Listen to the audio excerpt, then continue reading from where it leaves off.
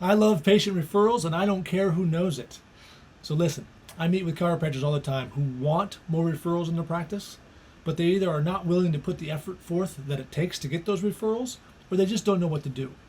Well, I'm going to show you exactly what you need to do and how you need to behave in order to get an unlimited amount of referrals to fill any space that you have left in your practice.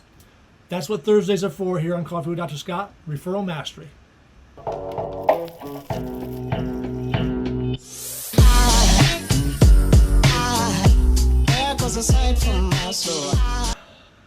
Good morning, everybody. Welcome to Coffee with Dr. Scott. Happy Thursday to you. As I said, referral mastery is what Thursdays are all about here on Coffee with Dr. Scott on Thursdays. So we're going to be getting into that today, dispelling a couple myths about referrals, as well as getting into how to consumerize your clinic to make sure that you get the lion's share of referrals in your area. First and foremost, I want you to answer the question of the day, which is a fun one today, is what are you most thankful for today? And I have an answer, but I don't want to give it just yet. I'm going to put it in the comments down below after the show. I have a feeling a lot of them will be similar today. With everything going on in the world, everything going on at home, there might be some similarities. So I'm going to let you guys go. What are you most thankful for? Put that in the comments down below if you'd be so kind. And I'm going to get right into it because referrals are just kind of my jam.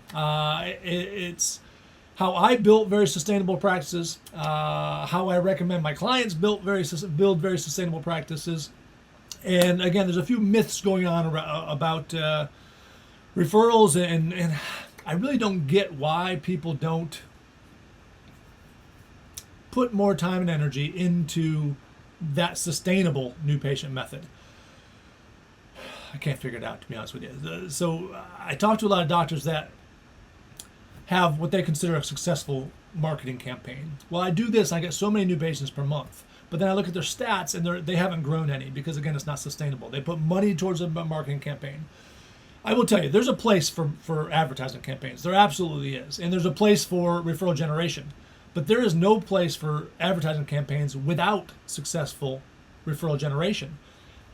You know, the big thing in advertising is get a 3-to-1 return on your investment. Well, if you spend $1 and you make 3, you've already spent $1, so there's only 2 left. And if half of that has gone towards your overhead, really, are you making out that well on advertising campaigns? You end up in a very, very churn and burn type of a place. If you can take those $3 you made and generate referrals from it, the only way you can make money off an advertising campaign is if you can then generate referrals. And that's what we want to work on here with Referral Mastery. So one of the myths is that referrals, therefore, are cheaper than advertising. And I'm going to tell you that's not true. You're paying for referrals. You've already paid for them through buying your building, having your staff. Paying your overhead is how you get the referrals. And when you consumerize your clinic, you are paying to get those referrals. But the good news about that is that, again, it's sustainable. If you do the things that it takes to generate referrals and consumerize your clinics and use the 6 referral essence components that I talked about last week, those pay you for a lifetime.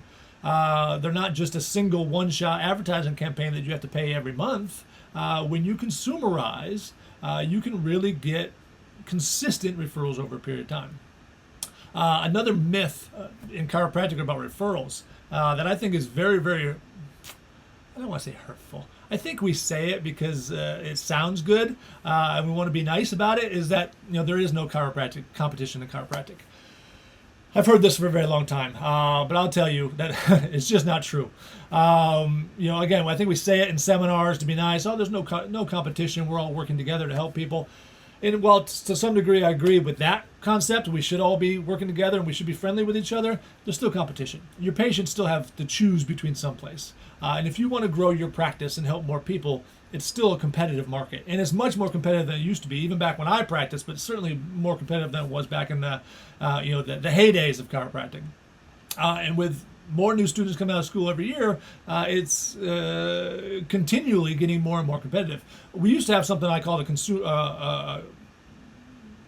competitor challenge ratio, the CCR. I don't even keep track of that stat anymore because everything's so competitive that it really doesn't even matter as much. We used to say that if you had so many potential patients per chiropractor that you were better off or worse off, but we've all blown over those numbers. There's so many chiropractors in every city, every town, that we really don't keep that stat anymore.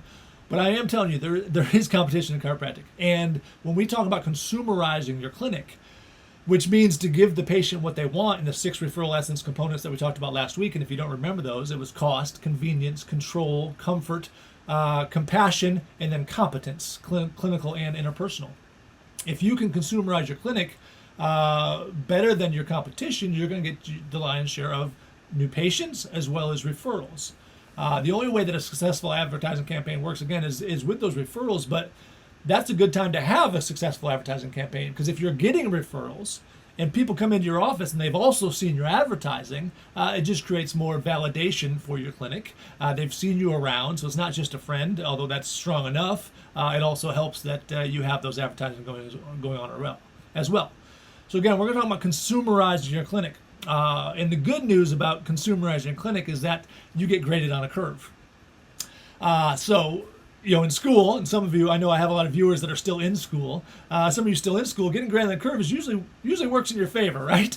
You're the one bringing the curve down. Same thing goes here in chiropractic. You're graded on a curve. So you're graded in these 6 referral essence components as to how well you consumerize your clinic based on everyone else in your area. So next week we're going to be talking about cost. And for cost, you're graded on the curve. So again, you've got to be comparable to everybody else in your area without being too high, too low. You got to be, you can be a little higher. And we're going to talk about cost next week, so I don't want to go off too much on that. But you do get graded on the curve. So that is the good news. You have to consumerize your clinic in order to get the share of referrals to be the one that's talked about, because you are consumerized. You are sorry, I just saw a little heart going across the screen there. Thank you for that. Because you are the one that gives the patients what they want. And I will tell you, I told you last week, every chiropractor knows what their patients wants, but what you don't know is that you're not the one giving it to them. You're not the one doing it. And that's why patients drift away, which we talked about last week. We also talked last week that we want to make sure that you get referral intensity. And you only get referral intensity when you're giving the patients what they want, and you're on the high end of the curve. You're the one that's consumerized more than other clinics in town.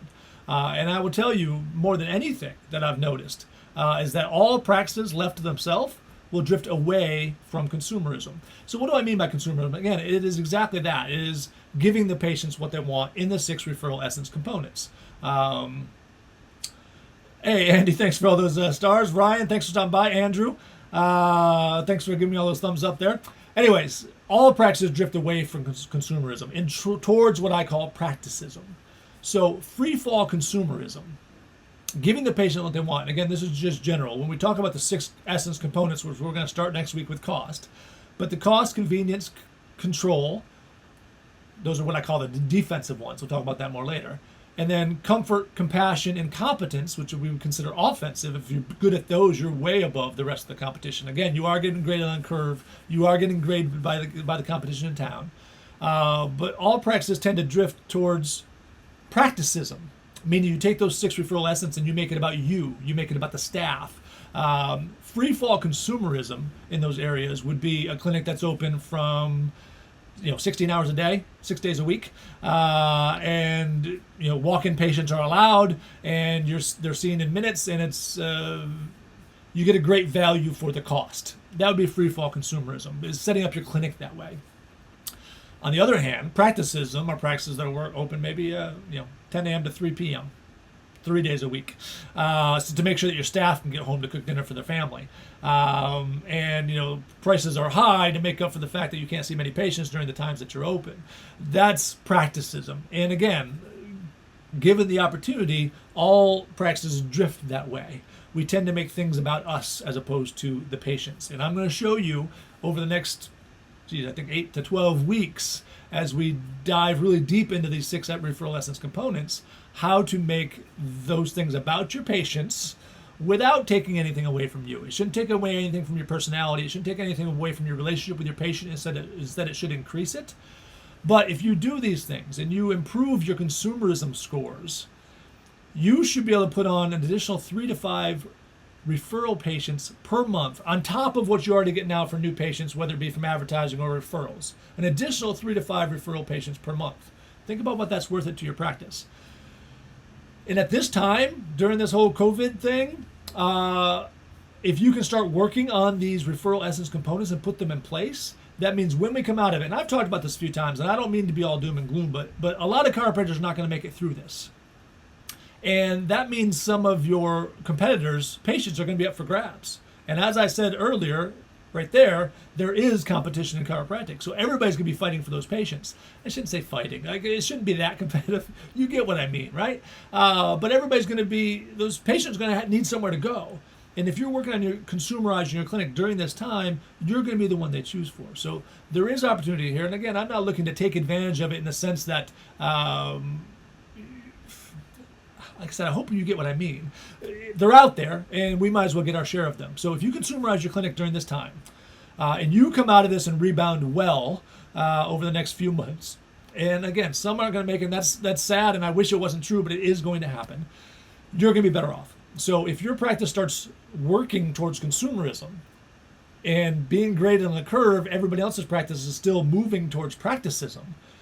In these areas, you're going to be very, very well off. And again, we're going to start talking about that next week. Let me show you here. As we start talking about cost. So we're going to be dealing with the cost issue and how you can be the cheapest chiropractor in town, but still be seen as terribly expensive. I'll give you the hint here. Cost is all about value.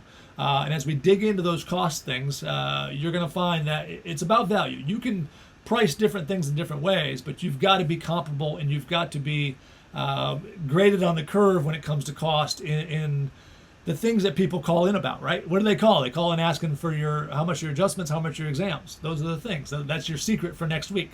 So make sure you stop by every Thursday. We're going to show you how to get referral intensity, like we talked about last week, where you're not just the person that your patients say, yeah, my chiropractor's okay, but you're the guy or girl that your patients go out of their way to tell people about you to make sure that they come into your practice. And that's going to take you consumerizing. So any questions about consumerism or practicism, put them in the comments down below.